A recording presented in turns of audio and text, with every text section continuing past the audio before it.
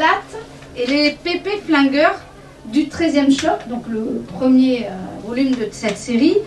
Comment as-tu eu l'idée de cette trilogie?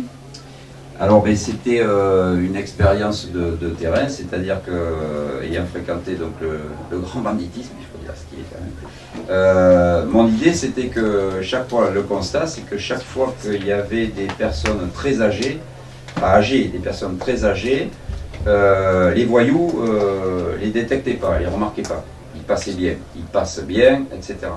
Donc je me suis dit pourquoi pas les utiliser. Et moi-même j'ai testé le truc en embarquant ma grand-mère qui était déjà assez âgée, partout, elle allait rebecter elle savait même pas ce qu'elle faisait, mais elle allait rebecter un numéro de plaque d'immatriculation, des choses comme ça. Bon. C'était facile, ça passait bien, et voilà. Et je me suis dit, c'est vrai que si, ça doit exister ceci dit, mais les terroristes par exemple ont utilisé des mamies palestiniennes au checkpoint en Israël pour faire péter des ceintures d'explosifs, bien avant que maintenant on parle, ça soit à la mode.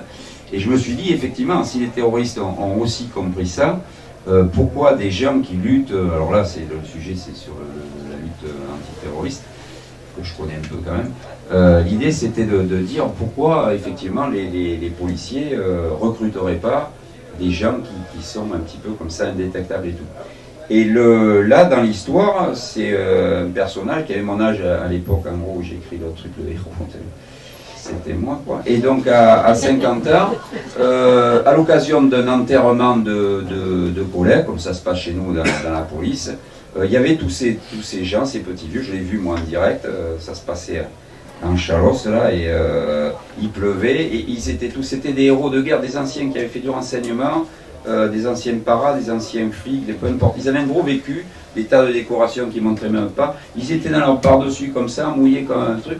Et ils étaient là, personne n'est calculé, ils étaient gris comme un tout. Et ils avaient une grosse histoire. Leur vie, c'était ça. Elle était énorme. Si les gens savaient tout ce qu'ils avaient fait comme action, comme action et comme engagement dans l'institution, voilà. Donc, à l'issue de ça, comme ça se passe à la campagne, quand il est fini l'enterrement, par contre, après, ça va picoler au bar, et ça raconte des tas d'histoires comme ça. Et ce gars qui est là avec eux, qui les connaît et tout machin, il dit, mais je pourrais peut-être en recruter pour travailler pour moi dans mon officine gouvernementale qui est rattachée à Matignon et qui centralise des activités antiterroristes. Et l'idée fait son chemin, il a rencontré le plus costaud de l'équipe, qui est moitié crevard, qui est sous dialyse, 3 dialyses par semaine, donc il ne peut pas faire grand chose, mais lui balance l'idée comme ça, l'autre pas de problème, enfin tout va bien, il fait croire qu'il va de mieux en mieux, quand il est guéri, quoi, en gros. Il lui présente un organigramme, tout va bien, on va faire un truc d'enfer. Et l'idée du héros du livre, c'est de les utiliser simplement pour s'asseoir sur un banc, regarder quelque chose, que moi je faisais ma grand-mère, voilà, pas plus. Il ne s'agit pas de faire des enquêtes, quoi. Et eux, ils se prennent au jeu, ils recrutent les 4 ou 5 baltringues qu'il connaît encore, qui sont en fin de vie, qui n'ont plus de famille, qui sont comme lui à l'arrache, et qui se raccrochent à pas grand-chose, en fait. Et donc, ce qui m'intéressait, c'est de faire vivre cette structure d'une dizaine maxi de petits vieux, et qui se raccrochent à la vie parce qu'ils sont moitié mourants, avec le professionnalisme qu'ils ont, l'engagement qu'ils ont, et ils sont bons parce qu'ils ont la technique et tout, donc si on les met sur des trucs, ils savent faire le boulot il s'oublie pas, c'est comme le vélo.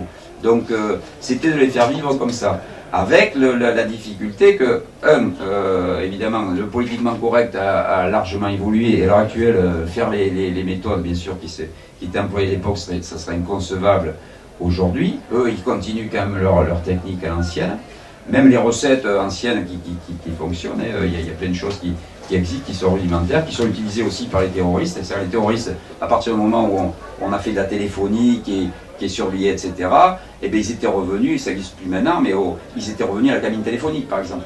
Donc les gens de TA, à un haut niveau, utilisaient des cabines téléphoniques alors qu'ils n'utilisaient plus les téléphones portables, parce que non seulement ils étaient surveillés par les téléphones, mais en plus ils risquaient de se faire sauter la tronche avec le téléphone lui-même. Donc il y avait plein de choses comme ça qui étaient intéressantes, et donc moi j'ai retourné la chose en appliquant ce que faisaient les vieux quand on a débuté dans la boîte avec par exemple mon collègue, et de voir comment on évolue là-dedans. Donc c'était cette réflexion qui était intéressante. Il fallait les faire vivre sur plusieurs affaires, pour qu'ils prennent leur barque. Donc il y a le recrutement, ils prennent une affaire en cours de terrorisme qui n'est pas facile à gérer, et après on va les voir évoluer sur une deuxième affaire où là ils prennent la main. Voilà. Et dedans, il y a 2 mamies qui sont beaucoup plus jeunes, qui ont 65 ans, donc c'est pas vraiment des mamies, c'est même des jeunes femmes finalement. Et l'une c'est l'ancienne maîtresse du vieux qui drive le truc, qui était une administrative, et l'autre c'est une active, et elles se crêpent le chignon entre elles, parce qu'elles ont des choses à régler depuis pas mal de temps. Donc voilà, donc c'est un peu vivant, marrant, mais à travers ça je raconte quand même aussi une enquête de terrorisme, comment se passent les relations à un haut niveau avec le pouvoir dès que ça prend des proportions entre le judiciaire et le pouvoir. Alors là, on retrouve tes héros retraités au beau milieu d'un musée des Yvelines. Comment tu as construit cette intrigue avec les personnages? Comment tu as... L'idée, c'était ça, c'était de trouver, à chaque fois, je cherche des angles d'attaque qui sont ou marrants ou insolites. Et là, l'idée, c'était ça, j'avais un beau sujet, c'est... Donc, je peux dire le début, en tout cas, c'est un chef d'État africain qui vient, à l'occasion d'une visite privée en France, retrouver sa maîtresse, qui est une call girl, comme ça se passe réellement dans la vie de tous les jours à Paris. Et il a pour idée d'offrir au président français un cadeau. Et le problème, c'est que le président français, dans ses réunions et tout, il a autre chose à faire, mais il est quand même curieux de savoir quel va être le cadeau qu'il va lui offrir. Et en fait, on va lui offrir une femelle coléoptère très rare qui représente pour le pays africain en question un symbole de fécondité, qui est même dans l'emblème du drapeau national.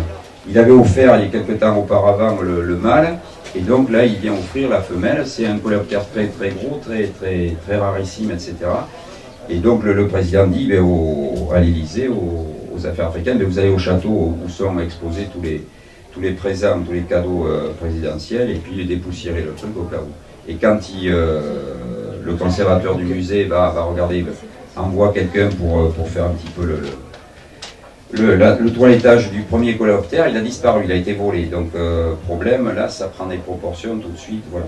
Et là on saisit le Quai d'Orsay, les affaires africaines, la cellule africaine de l'Élysée, Matignon est impliqué dedans, la DGSE qui s'y met, et l'affaire s'emballe, quoi. En dernier ressort, on active les petits vieux. Et les petits vieux, au départ, ils trouvent peut-être une solution. Ils vont peut-être résoudre une affaire. Alors tout le récit cynique et drôle repose sur le jargon de tes personnages. Comment tu travailles ton écriture par rapport à ce parler, ce jargon Voilà, alors chez ça, je ne dis pas que c'est ma marque de fabrique, mais moi je suis très sensible effectivement à la langue française en général et au parler, au jargon professionnel d'une part, l'argot bien entendu. Les argots évoluent, donc en fonction, dans le premier c'est un argot de banlieue, donc les mamies, elles rentrent au contact des IBA de banlieue, donc voilà, il y a un décalage quand même, quoi. Mais malgré tout, même s'il y a un décalage, à partir du moment où on s'implique, où on s'investit dans le truc, où il y a des sentiments humains, des échanges entre la jeune beurette de mon premier roman et l'une des actives là, du 13e choc, ça finit par coller. Dans le deuxième, effectivement, il y a un langage de voyous, mais il n'y a pas que ça. Il y a aussi le langage des magistrats qui est très particulier, des médecins, des jargons professionnels en général, et aussi la langue de bois des institutions. Donc, c'est intéressant aussi de mélanger tout ça et d'en faire aussi des dialogues savoureux ou des espèces de... C'est un peu la connivence avec le lecteur, là, pour le coup, au niveau des dialogues. Et est-ce que le fait de raconter comme ça, de mettre en scène des seniors, est-ce que c'est pas aussi une façon pour toi de dénoncer la solitude, la fin de vie? Bonne question, c'est ce que j'allais dire. Non mais en gros c'est ça, c'est aussi une réflexion. J'essaye de me la péter un peu pour faire... Mais en gros c'est aussi une réflexion sur la solitude, la fin de vie, la maladie. Il se trouve que quand j'ai écrit le livre, mon père venait de mourir il était sous dialyse, et il y avait des problèmes de reins, etc. Donc j'ai vécu le phénomène des dialyses en direct avec tout ce que ça peut représenter jusqu'à la fin. Et donc c'est vrai que c'était intéressant de montrer que j'étais en plein dedans, autant en profiter. Donc il y a un angelo à un moment donné entre un qui veut prendre le siège du précédent, la dialyse, il veut passer avant tout le monde, etc. Donc il y a aussi ça, tout ce qui se passe que j'ai vécu en direct. et que je peux me permettre de raconter parce que c'est, voilà, il faut le raconter sur le mode humoristique et tout. Donc il y a ça, et surtout le fait que ça j'y crois, et puis je l'ai vu, et puis ça existe encore, les anciens qu'on retrouve, et puis on les fait partir au quart de tour, mais ils repartent pareil, mais ils repartent au même moment. Ils continuent à boire même s'ils sont à moitié malades, ils fument comme des pompiers alors qu'ils ont le cancer du poumon. Ils racontent des trucs qui sont pleins de bourre, ils sont prêts à raconter des trucs qui vont aller vacciner la petite copine là alors que c'est bidon complet parce qu'ils peuvent plus et tout même. Ils sont pleins de gueule, ils continuent pareil.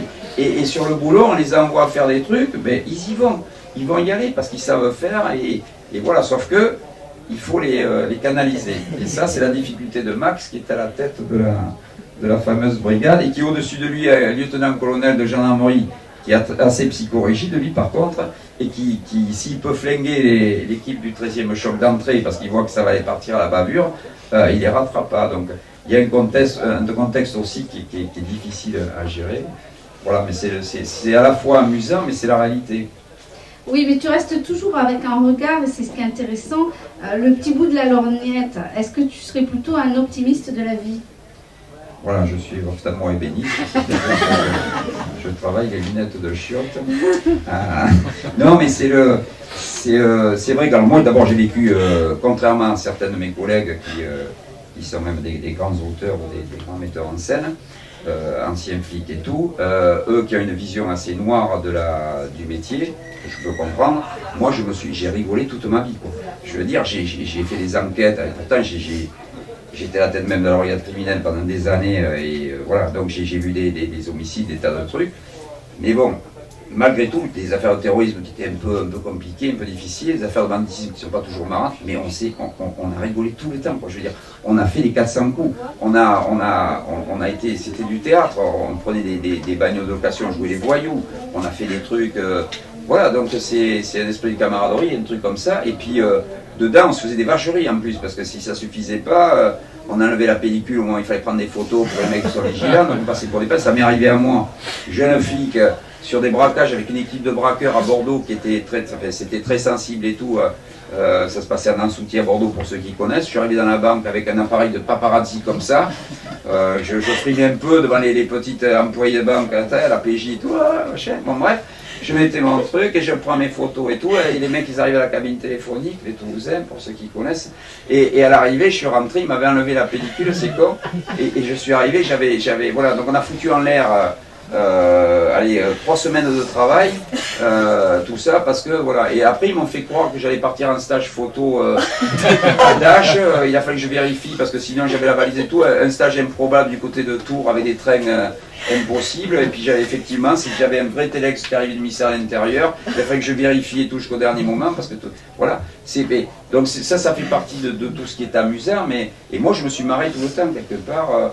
Voilà, le boulot, comme dans les équipes aux urgences à l'internat, ma soeur est urgentiste, bon, c'est pareil, il y a un esprit de camaraderie, un truc où on est tout le temps dedans, donc voilà, moi j'ai vécu le truc au travers de tout ça, et j'en garde des souvenirs énormes, puis des choses qu'on ne peut pas raconter évidemment, parce que c'est, même à l'étranger, ça a été des trucs de fou, quoi, des trucs de fou, j'ai vécu des trucs qui, voilà.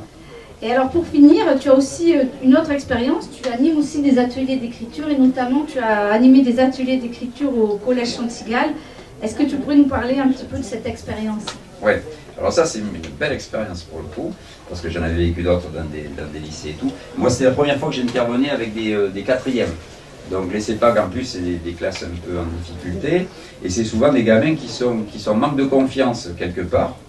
Moi et alors en fait, ils sont là, on leur dit allez, vous allez écrire une nouvelle policière. Alors déjà une nouvelle, qu'est-ce que c'est? En plus écrire une nouvelle c'est hyper dur, c'est un genre quand même littéraire qui est hyper exigeant et tout. Et à l'arrivée, ça tenait aussi à la prof. On avait une prof qui est dans le programme, qui est extraordinaire, qui s'investit beaucoup dedans, donc ça c'est énorme. Quand la prof déjà elle adhère au projet. Et les gamins, alors c'était 2 classes, alors l'avantage aussi c'est qu'ils n'étaient pas nombreux, ils étaient quoi, une quinzaine, une vingtaine.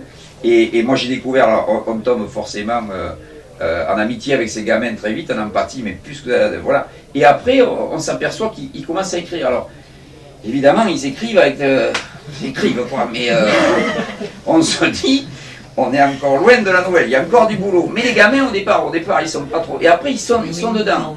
Et alors après, on arrive à plusieurs, là, on arrive à les faire bouger avec la prof et tout, à leur faire jouer il y avait des scènes de combat, parce qu'il y avait des trucs quand même qui étaient les nouvelles originales par contre et tout.